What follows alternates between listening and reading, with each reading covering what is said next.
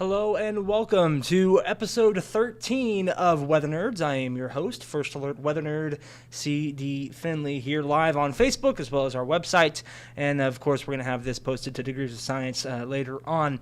But yeah, this is the 13th episode of Weather Nerds. We didn't have an episode last week because, we were just a little bit busy to say the least. And we're going to get into all of that here in today's episode. So let's go ahead and jump right on into it. So again, we've already rounded out the month of May. We're heading into June now, already a good 4 or 5 days in at this point at the time of this episode, and we've already had quite a bit of rainfall just within the first 4 days of the month of June, which has been honestly quite nice. But as you can see, this is something that I pulled from Facebook, so shout out to Storm Chaser Adam Lucio for putting this graphic I'm about to show you together. But this is the entirety of every single warning, every single tornado warning, every single severe thunderstorm warning for the entirety of the month of May. And I found this graphic pretty interesting. So let's go ahead and pull this up here. So again, this is every single warning and warning type from the month of May. There were 650 tornado warnings across the U.S., 4,525 severe thunderstorm warnings.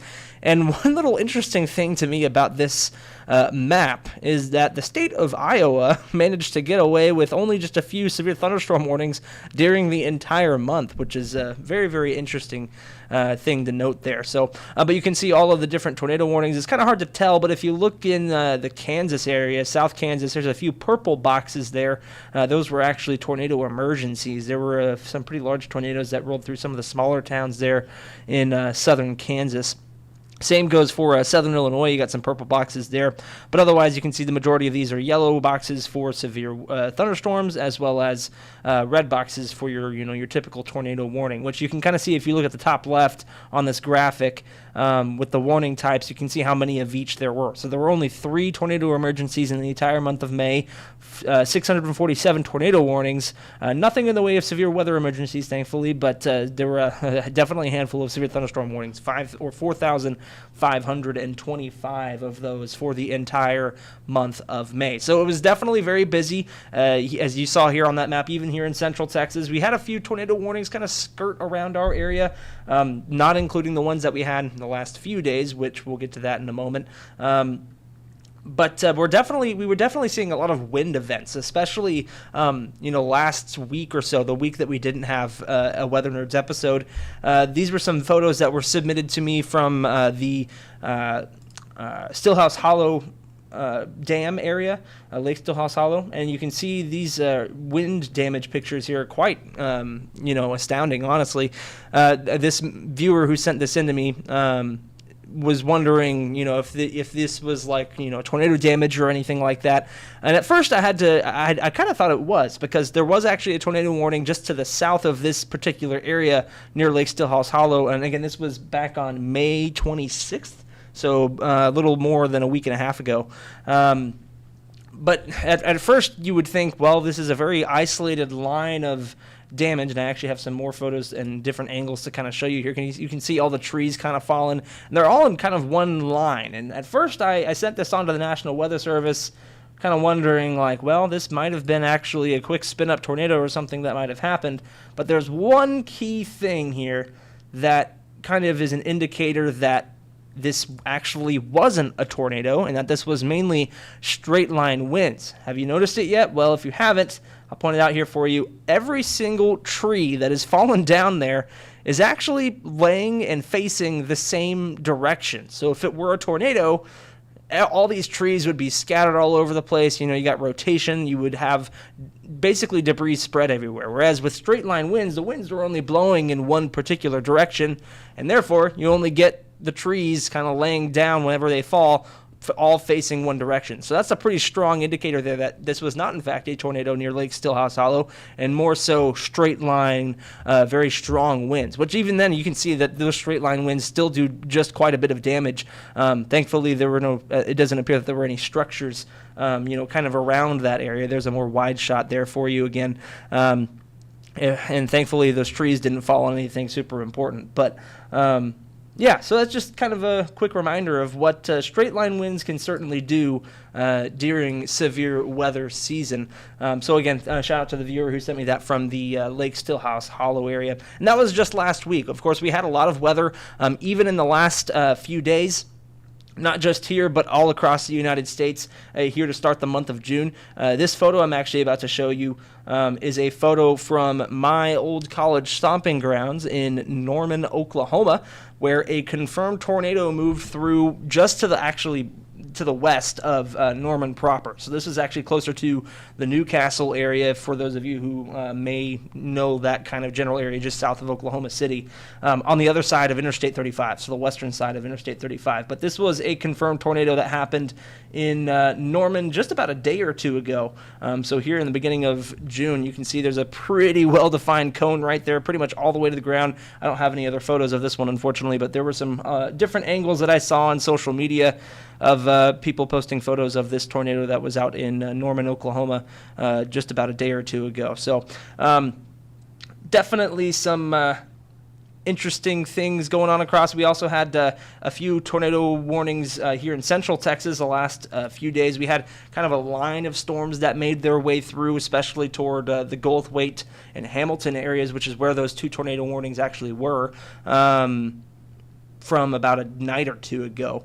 Actually, it was the same day that Norman tornado happened. But thankfully, there weren't any tornadoes that were reported in those areas. But I wanted to show you here. This is our chief meteorologist, Brady Taylor, his Facebook page that I'm going to pull up for you here. Hopefully, the audio doesn't mess up. So fair warning, I haven't tried this in a little while. Last time I tried this, the audio went all kinds of crazy on me. So let's hope and pray here that this doesn't happen. So we're going to pull up Brady's Facebook page here. Hopefully it allows me to stay logged on as well.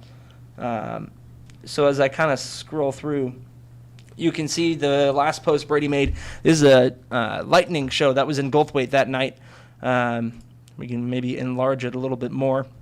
But yeah, definitely very electrically active out there in Goldthwaite the last 2 nights ago.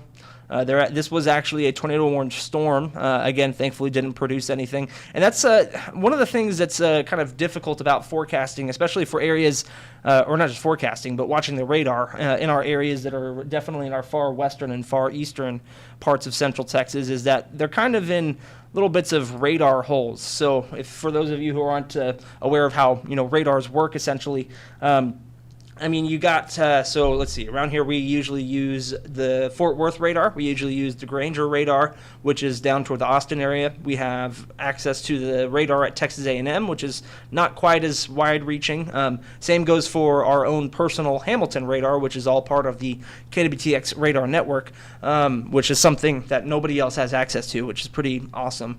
We actually used the Hamilton radar that night to kind of diagnose that storm because, and the reason that's so important, and you may have heard Brady kind of spout on this every once in a while as well, is that the radars in Fort Worth and Granger are like many, many miles away, if not maybe a couple 100 miles away from the storms as they move through here in central Texas. And so that radar beam kind of cuts through, like the angle of the radar beam is different depending on where the storms are at. So if you're talking, about Goldthwaite and Hamilton, those areas, the radar beam is actually only going to get the upper levels of those storms, not necessarily what's going on at the surface. And so sometimes we'll get like radar indicated rotation on those storms near Goldthwaite and Hamilton, but in reality we're just seeing the supercell, which is the entire storm, rotating as opposed to what's actually going on at the base. And so that's kind of what I want to get into a little bit today, as well as just talk, aside from talking about the highlights from the last week and a half or so, is also how to just kind of read radar. I mean, I've been seeing a lot of comments about on our Facebook page and social media pages about how to people who want to understand how to use radar and stuff like that. So I'll kind of walk y'all through a little bit of some different options of radars that are available to just the general public, starting, of course, with our very own KWTX weather app. Again, you may have heard us talk about this quite a lot on air, and we definitely think it's a very useful tool. Not only do you get notifications if there's warnings in your areas, not only do you get watches, it'll tell you even if there's lightning more than 10 miles in your in a radius of your particular area. So it's pinpoint, accuracy when it comes to the automated notifications that you'll get with this. And of course, there's settings and stuff that you can tweak to change if you don't like all that kind of thing. But what I do want to show you here is kind of how our app works. So pulling this little screen recording up I did a little bit ago, this is what the app looks like when you first open it up. Of course, when you look at it, you got all the app videos that we record right there for you. You can see the kind of latest on the forecast that we update those at least once or twice daily. And then as you scroll down, you get the hour by hour, you got the radar right there. And if you tap on the radar, it'll take you straight there. You can kind of see what the KWTX radar network looks like as well. But yeah, if you tap radar, it'll pull you up to the radar there. You also have those tabs on the bottom part of your screen. So you can hit home button. That's where you got all of the app videos and stuff. You got hourly, so you can see the hourly forecast. You have daily right there, so you can see the daily forecast. And then, of course, you have map, which is the radar. Now, what most people don't realize is that there's actually a past and a future button there on the bottom right. So you can see I'm kind of scrolling around there. This is the current radar from the last, well, maybe about 5 minutes or so. But if we hit the button on the bottom right, now you see it says past and future. So it'll merge the past radar, the actual radar observations, and line it up with the Futurecast, which is the graph model of the Futurecast here on our weather app. And you can see that's maybe sometimes why it doesn't completely line up. The computer model is obviously going to be different than the actual radar observation on the app. And then you can hit the button to go back to the past version again. And you can also just have it to where it's just set to future in particular. You can also look at the radar temperatures. You can kind of see how they change with the future as you kind of use that scroll feature on the bottom. You can look at the different weather conditions. You can look at cloud cover. You can look at rainfall amounts. You can look at pretty much anything and everything on our free KWTX weather app. And so obviously I want to push that one forward because I think it's a very, and the best part about it is it's all free. Most apps that you are available on the App Store for Apple, Google Play, etc., you usually have to pay for those. And that's what I'm actually about to show you is a different one that I use a lot of the time, especially when I'm out storm chasing. It's one called Radar Scope. I believe it's like a $10 app on the App Store. But what I want to show you here is kind of what Radar Scope looks like. I don't have a video to kind of walk you through it, unfortunately, but and obviously this is not sponsored or anything. This is just me giving you some good information here. But you can see this is a radar grab that I took of Norman. You can see I actually drew a little bit of a circle there. And the reason I drew that circle is something I'll get into in just a moment. But this is kind of what Radar Scope looks like. You can see we have all kinds of different products there. If you hit the Super Res reflectivity there on the bottom, it'll bring up a whole bunch of different things that you can use. Basically everything that we have access to here at KWTX with like velocities. You can see the correlation coefficient and see if there's actually radar or debris being thrown up in the air by a storm or something like that. So there's all kinds of uses for that kind of thing. And the reason I drew that blue little circle there, you can actually see within that little blue circle, again, this is a screen grab of the Norman, Oklahoma area. There's little, green blotches kind of right there around Blanchard, around Cole. That's actually radar interference, and that's something that a lot of people, it's hard to recognize the difference between, radar interference and what is actually being shown as, rain on the radar. Another example of radar interference here, and this one actually kind of threw me for a loop because I was actually watching that confirmed tornado near Norman just a few days ago. And I looked at this thinking, oh, that's clearly a debris ball on radar in Norman, which makes sense. It was kind of in the same area as that confirmed tornado. But believe it or not, that is actually not a debris ball. Usually, for those of you who aren't aware, this is actually the correlation coefficient product. Essentially, what this is that the radar picks up on objects that are necessarily not supposed to be there in the atmosphere. So like larger objects such as, really large rain droplets or, in this case, potential debris. And if it's usually debris, you usually get those little blues and blacks there on the correlation coefficient product. But what this actually is radar interference. Instead of debris, that's actually likely a building or something that's obstructing the radar beam, which KTLX is actually located just to the north of this area up in Oklahoma City. And I can kind of show you here why this actually is radar interference. So you see here, you got the red boxes indicating that tornado warning. Obviously, there was a confirmed tornado with this storm in Norman. But as we kind of go forward here, after the storm has already moved through, obviously it's not nearly as pronounced as when the storm was moving, but you can see there just south of Norman, there still is a little bit of that yellowish blue hue, which is a strong indicator that that was actually radar interference instead of an actual debris ball with that storm. So, knowing those kinds of things, it's super imperative whenever you're looking at a radar to kind of, understand fully what's going on. And not to toot our own horns here, but that's why it's also important for you to have your local meteorologists who understand and know how to look at that kind of thing. So just kind of wanted to walk you through all that and just kind of give a little bit of information on how the radar actually works here in today's episode. So, of course, that's a little bit about what we got going on here or from this highlights in today's episode. What do we got going on behind the scenes? Well, before we wrap up here and get to the forecast for the upcoming week, obviously we have a lot of things going on with Degrees of Science. Jillian, our meteorologist Jillian Johnson, she's actually back working with the KWTX team, or First Alert team here with Weather Extra, I should say. So we have a new episode of Weather Extra out on the Degrees of Science YouTube channel as well as on our website. And actually, I can show you all that here if I pull it up. Here we go. This is the Degrees of Science YouTube channel that we're looking at here. So you can kind of see all of our episodes, and all of our episodes of Weather Nerds get put up on there. You got Atlantic Hurricane Season Outlook by Sean. We have our KWTX Weather Extra that was produced by Jillian.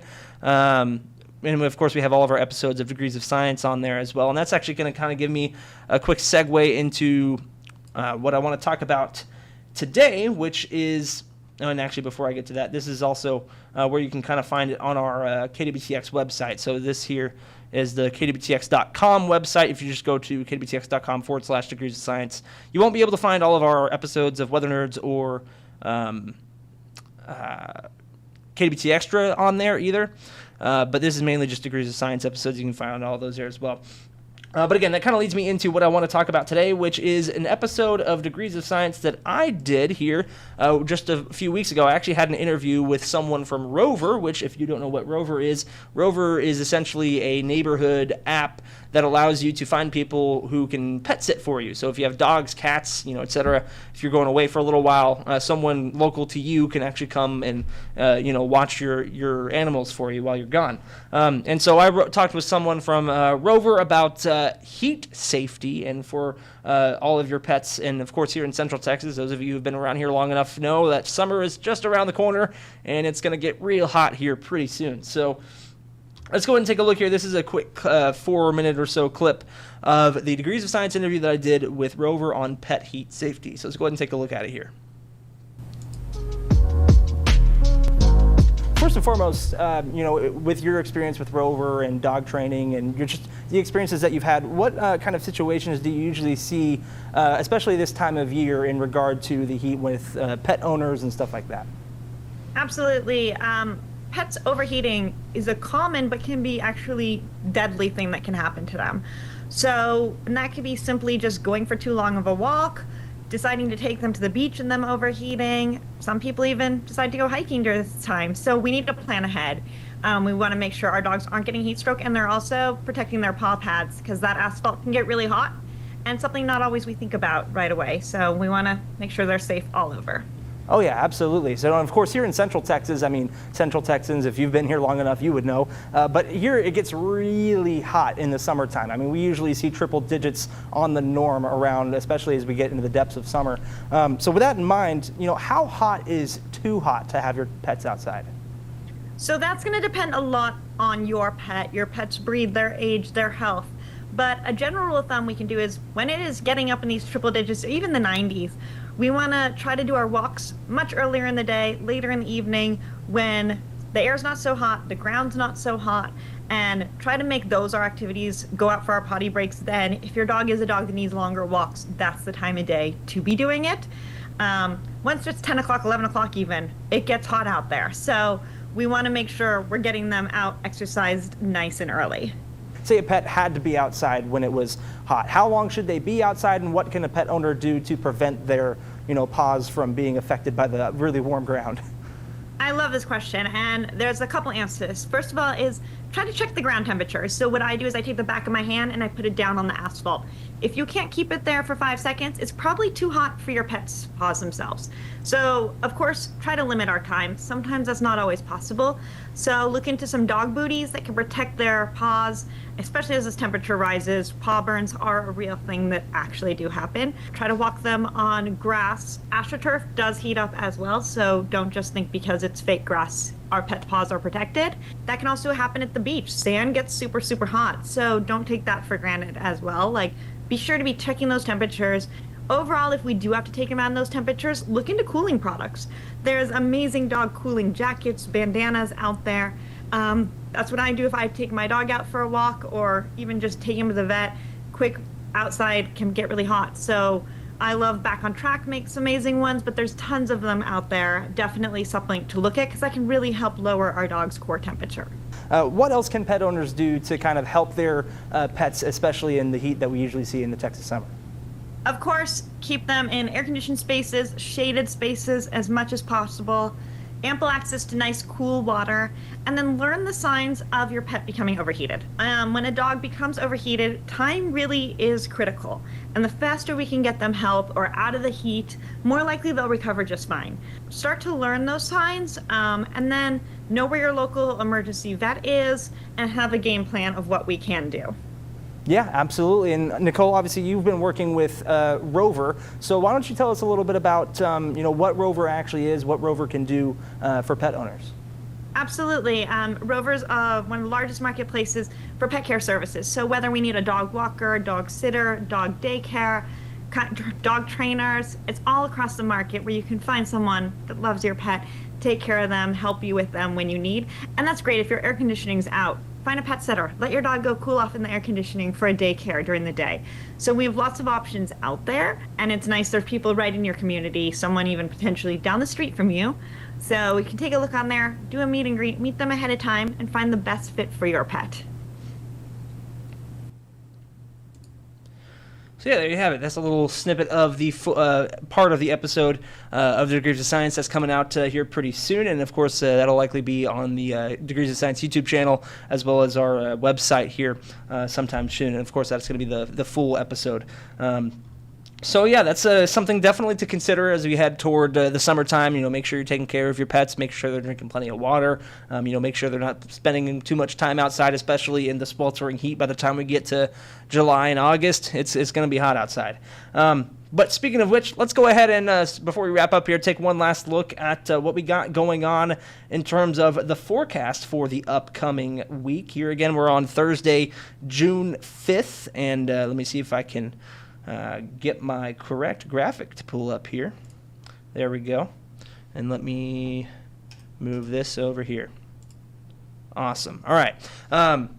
So yeah, what do we got going on here for the next week here in Central Texas? Well, after all of the busy weather that we had for the last week and a half, we're finally quieting down a little bit, heading into Friday and Saturday. Again, today for your Thursday, might see a few pop-up showers, but beyond that, nice and quiet. We're warming up in the mid-90s by then, so it's going to be feeling a little bit more like summer as we get toward the weekend. But then rain chances really stick around heading into next week, which should dip those temperatures back into the low to mid 80s by Tuesday and Wednesday, which is some good news there. But we could see some stronger storms, mainly on Monday and Tuesday. That's going to be our best chance at some rain here in Central Texas. But even then, the models are kind of iffy in terms of the rainfall chances from Thursday, Friday, and into Saturday next week. So that'll be something to kind of keep an eye on. But that's what we're talking about today here at noon, here in about 30 minutes or so on KWTX News 10. So if you're watching live on Facebook, be sure to tune in for the latest on all of that information. But as of right now, forecast doesn't look too terribly bad. We'll definitely take the rain here in the beginning of June before we get to the time period where the faucet eventually turns off. So that's what we got going on here across Central Texas. Again, thank you all so much for tuning in on this 13th episode of Weather Nerds. Hope to see you all again next week.